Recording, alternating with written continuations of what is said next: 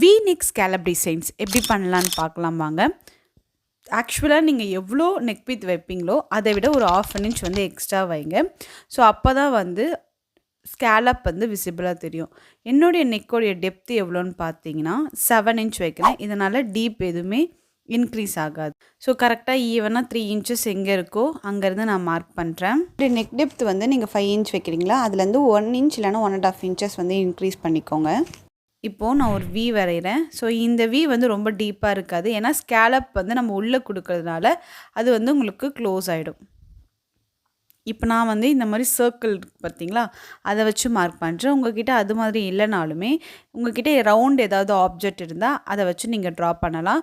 இல்லைனா நீங்கள் ஒரு கார்ட்போர்டில் வந்து ஸ்கேலப் மாதிரி ஒரு ரவுண்ட் ஆஃப் சர்க்கிள் மாதிரி ட்ரா பண்ணி கட் பண்ணி கூட நீங்கள் மார்க் பண்ணலாம். ஸோ இது வந்து ஈவனாக இருக்கிறதுக்காக நம்ம வந்து ஒரு ஆஃப் சர்க்கிள் வந்து கரெக்டாக மார்க் பண்ணுறோம்.